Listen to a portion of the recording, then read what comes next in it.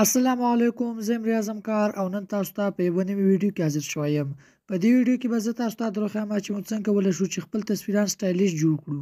په دې ویډیو کې زه تاسو ته داسې یو حیرانونکی اپلیکیشن درپېژنم چې په هغې کې تاسو کولی شئ چې په زرګونه سټایلیش تصویران جوړ کړئ او هر ورځ پکې په سلګونه ډیزاینونه زیاتیږي او تاسو کولی شئ چې خپل تصویر مو څو ځایه پکې ښکلی ډیزاین کړئ.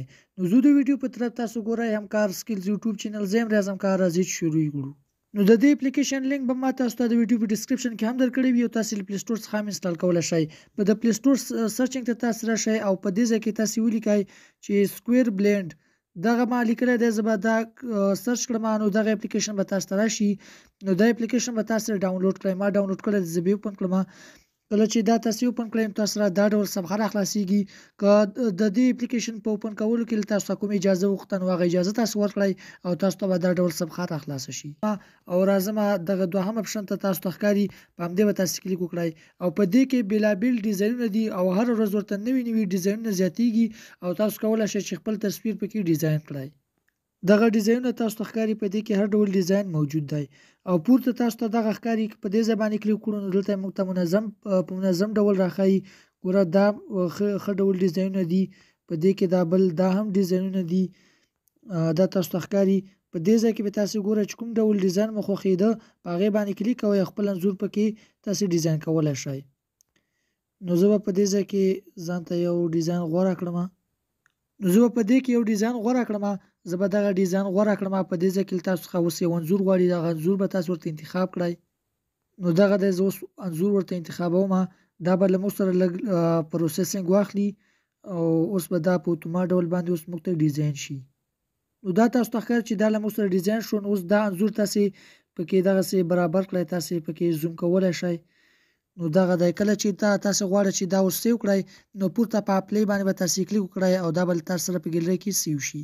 نو زه تاسو ته نور ډیزاینونه هم درښایم. نو زه به له دې ځای څخه وځم، زه یو ځل بیا به زه یو ځل دې ځای ته راشم. نو په دې کې زه ښکته راځم او دغه ډیزاین غوره کوم. کله چې زه په دې باندې کلیک وکړم دلته به زه اوس یو انځور ورته راواخلم. نو زه به دغه انځور ورته راواخلم، لږ پروسیسینګ به واخلي. نو دغه دی چې دغه انځور هم موږ ته ډیزاین شو. په دې ځای کې تاسې نږدې کولی او لرې کولی هم شئ.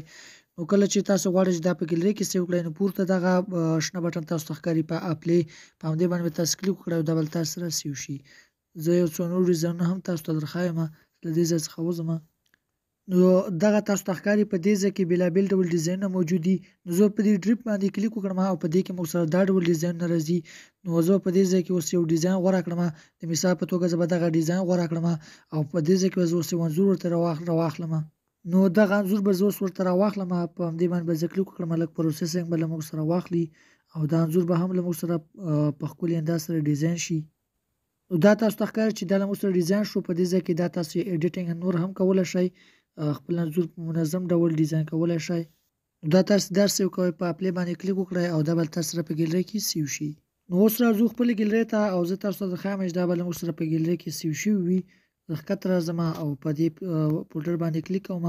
نو دغه دی، تاسو ته ښکاري چې دغه ټول انځورونه له موږ سره سیو شوي دي. په دې اپلیکیشن کې په زرګونه ډیزاینونه موجود دي. تاسو چې هر یو غواړئ په هغې کې تاسو خپل انځور ښکلی ایډیټ کولی او ډیزاین کولی شئ.